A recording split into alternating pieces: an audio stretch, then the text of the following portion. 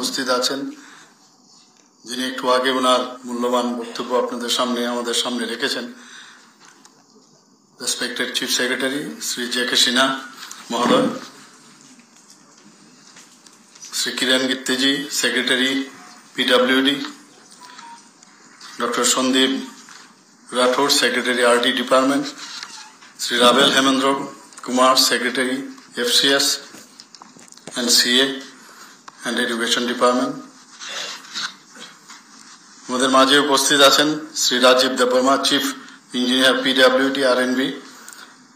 তাছাড়া আমাদের মাঝে উপস্থিত আছেন Shri Tapan Lodh, ex chief engineer, nominated corporator. তাছাড়া আমাদের মাঝে উপস্থিত আছেন chairman elect institute of engineer Tripura centre Shri পরমানন্দ সরকার ব্যানার্জি, এবং অফ দ্য ডায়াস আমাদের সামনে উপস্থিত আছেন বিভিন্ন ডিপার্টমেন্টের সমস্ত ইঞ্জিনিয়ার্স বৃন্দ, faculty members from various colleges, technical colleges, students এবং মিডিয়া বন্ধুগণ, সবাইকে আমি আজকের এই 57তম ইঞ্জিনিয়ার দিবসে আমি সমস্ত ইঞ্জিনিয়ারদের শুভেচ্ছা ও অভিনন্দন জানাই। আমরা অলরেডি এখানে সবাই আলোচনা করেছে আজকের দিনটি কেন ইঞ্জিনিয়ার দিবস পালন করা হয়। আমরা সবাই জানি ভারতরত্ন ডাক্তার M. বিশ্বেশ্বর রায়ের যে যুগান্তকারী অবদান, সেটাকে স্মরণ রাখার জন্য প্রতি বছর এই 15 সেপ্টেম্বর দিনটি আমরা ইঞ্জিনিয়ার্স ডে হিসাবে পালন করি। ত্রিপুরা তো আমি গত বছরও খুব সম্ভব ওই বিল্ডিংয়ে আমি এসেছিলাম, তো অত্যন্ত ভালো লাগছে যে এখানে আসার পরে এখানে বিস্তারিত আলোচনা হয়েছে। দেখুন, এখন আমাদের ত্রিপুরাতে যখনই বাইরের থেকে মানুষ আসে, কালকেও দুজন বিখ্যাত ক্রিকেট প্লেয়ার এসেছিল, আপনারা সবাই জানেন। ওনারা অবাক হয়ে গেছেন, প্রথমবার ত্রিপুরাতে এসছেন। আসার পরে বলছেন, আমি জাস্ট জিজ্ঞেস করলাম কিরকম লাগছে আপনার ত্রিপুরা বা আগরতলা। বলছে আমরা বিশ্বাসই করতে পারি না যে ত্রিপুরা এত সুন্দর একটা জায়গা হতে পারে, আমরা ভাবতে পারি না। আমি ওনাদেরকে বললাম, মাননীয় প্রধানমন্ত্রীজি আমাদের ন্যাশনাল হাইওয়ে দিয়েছে 6টা, আরো 4টা অন প্রিন্সিপাল উনি স্বীকৃতি দিয়েছেন। উনি অবাক হয়ে গেছেন এবং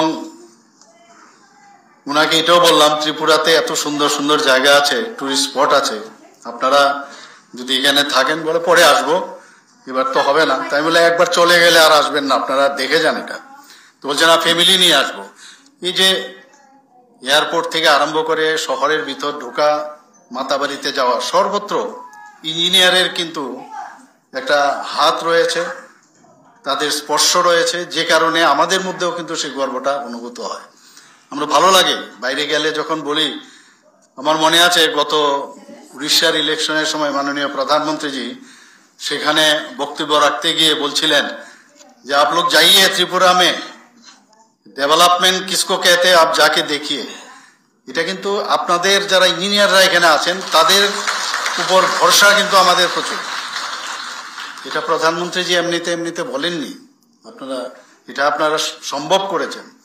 এখানে NIT হোক, আমাদের যে পলিটেকনিক কলেজে হোক, বিভিন্ন ইঞ্জিনিয়ারিং প্রতিষ্ঠান এখানে খুলেছে।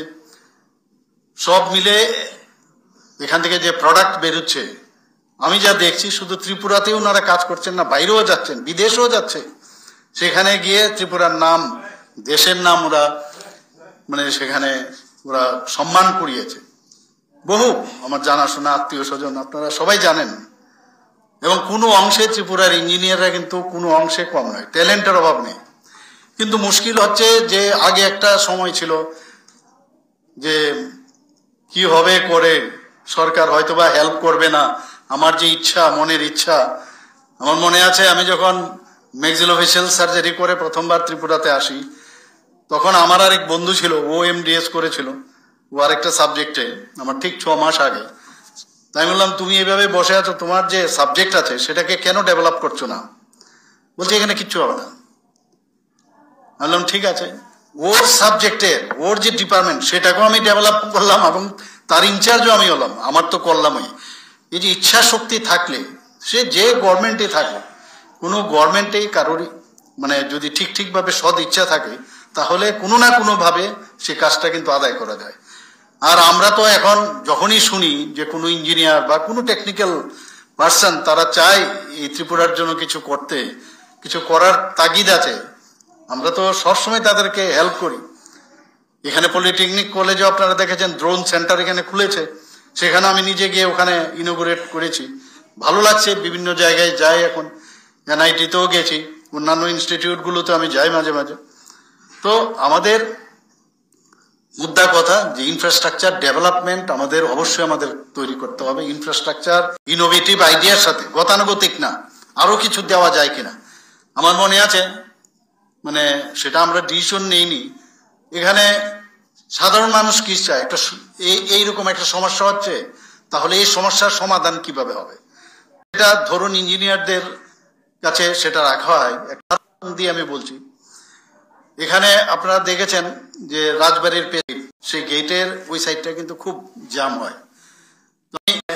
ইঞ্জিনিয়ার সাহেব আছেন কিরণ গিত্তে, যে আমি বললাম যে এটাকে কিভাবে আমরা এই জ্যাম করা যায় করতে পারি।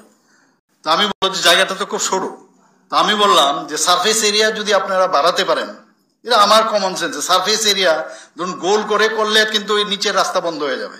তো সারফেস এরিয়া যদি আপনার সাইড দিয়ে বাড়িয়ে দিন রেক্টেঙ্গুলার করে, আরেকটা সামনে যদি আরেকটা রেক্টেঙ্গুলার করেন, সেটা থেকে টেনে টেনে যদি এভাবে যান, সেটা সম্ভব কিনা আমার বলা। ওনারা কয়েকদিনের মধ্যে দেখলাম সমস্ত ডিজাইন করে এখানে আমাদের কাছে প্রজেক্ট সাবমিট করেছে। তো এই যে ইঞ্জিনিয়ারদের তো তাদের টেকনোলজি ওনাদের কাছে আছে, সব আছে। মানুষ, আমি একটা উদাহরণ দিলাম, হবে কি হবে না সেটা পরে, আরো আমরা এটাকে দেখছি কিভাবে করা যায়। তাহলে দুটো সাইডে যদি আমরা করি, একটা হচ্ছে যেটা হারাধন সংঘের দিকে যায়, আর একটা ওইদিকে বিকে রোড দিয়ে যেটা যায়, তাহলে দুটো গিয়ে একটা ল্যান্ড করবে আপনার সে পুরো RMS এর সামনে, আর একটা ল্যান্ড করবে ওই রাজবাড়ির উজ্জয়ন্ত প্রসাদের সামনে। ভাবতে হয়, ভাবলে হবে, আবার না হতে পারে, কিন্তু এই যে বিষয়টা সেটা কিন্তু আপনারা, আমি দেখলাম বলা মাত্রই কিন্তু আপনাদের মানে ব্রেইনের অ্যাক্টিভিটি, থট প্রসেস কিন্তু সেটা বেড়ে যায়। এবং আমি আশা করি যে এই ধরনের আমরা আমাদের চিন্তাধারা, আমাদের সমস্যার সমাধানে ইঞ্জিনিয়ারিং, আমরা এবার বাজেটেও কিন্তু ইনফ্রাস্ট্রাকচার ডেভেলপমেন্টের জন্য আমরা অনেক আর্থিক অনুদান অনেক বেশি রেখেছি এখানে। ইনফ্রাস্ট্রাকচার ডেভেলপমেন্ট মাননীয় প্রধানমন্ত্রীজিও চাইছেন যে ইনফ্রাস্ট্রাকচার যদি ডেভেলপমেন্ট না হয় তাহলে কিন্তু যারা ইনভেস্টার তারাও আসবে না। কাজে এই সুযোগটা আমাদের করতে হবে। আপনারা দেখছেন সারা ত্রিপুরাতে একটা অদ্ভুত মানে একটা ডেভেলপমেন্টের যে বিষয়, সেটা কিন্তু এখন সারা ত্রিপুরাতে আমরা দেখতে পাই। ইঞ্জিনিয়ারদের তো সর্বত্র, আপনারা এখানে মেকানিক্যাল ইঞ্জিনিয়ারিং হোক, ইলেকট্রিক্যাল ইঞ্জিনিয়ার হোক, সিভিলই হোক, এখন তো আরো কত রকমের আইটি সেক্টরই হোক, সব জায়গায় এভিয়েশন, সর্বত্র রেল হোক, সব জায়গায় ইঞ্জিনিয়ারদের 6 লাখ। এবং এখানে যারা স্টুডেন্টরা আছে আমি বলবো, এমন কাজ আজকে বিশ্বেশ্বর রায়ের এত কীর্তি যে উনাকে সবাই স্মরণ করছে। তো আপনারা যারা সিনিয়র যারা আছেন, এমন সব কাজ ত্রিপুরাতে আপনারা করবেন আশা করি।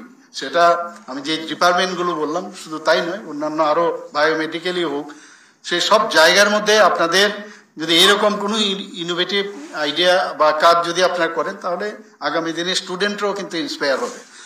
তো আমরা সবাই জানি যে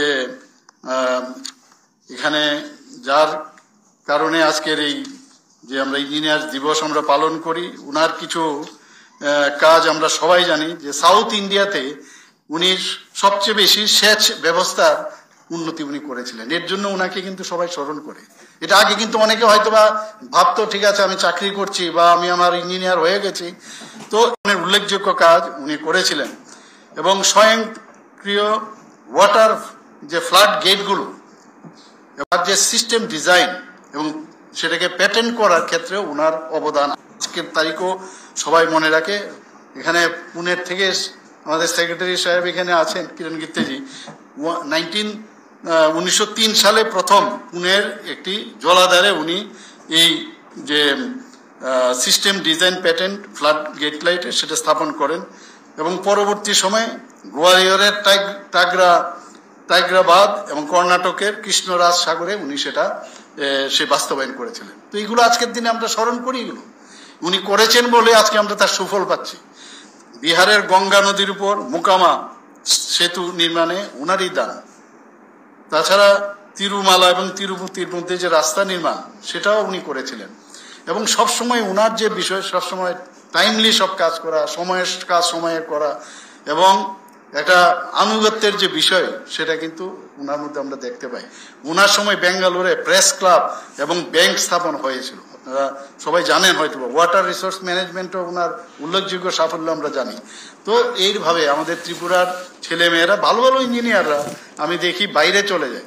আমি বুঝি না কেন ওরা বাইরে যায়, হয়তো ভালো সুবিধা সুযোগ সুবিধা আছে, পয়সা পায় বেশি, কিন্তু ত্রিপুরাতে এসে আমরা এক ত্রিপুরা শ্রেষ্ঠ ত্রিপুরা আমরা বলছি। আমি উনাদেরকে বলবো, আমরা চাই যে ত্রিপুরার ছেলে মেয়েরা যারা বাইরে আছে এখানে আসুক, এবং আজকের দিনে বিশেষ করে আমি উনাদেরকে আহ্বান করব যে আপনারা আসুন, আমরা ত্রিপুরাকে একটা মডেল স্টেট হিসাবে আমরা তৈরি করতে চাই, এবং নর্থ ইস্টার্ন রিজিয়নে না, সারা ভারতবর্ষের মধ্যে একটা উল্লেখযোগ্য যে স্টেট সেই হিসাবে আমরা এটাকে প্রতিষ্ঠিত করতে চাই। আজকের এই 15 সেপ্টেম্বর দিনটি আমাদের যে ইঞ্জিনিয়ার্স ডে হিসাবে আমরা পালন করি, আপনারা যা পালন করেন, সেই উপলক্ষে আবার আমি সমস্ত ইঞ্জিনিয়ারদের শুভেচ্ছা ও অভিনন্দন জানিয়ে আমি আমার বক্তব্য শেষ করছি। নমস্কার।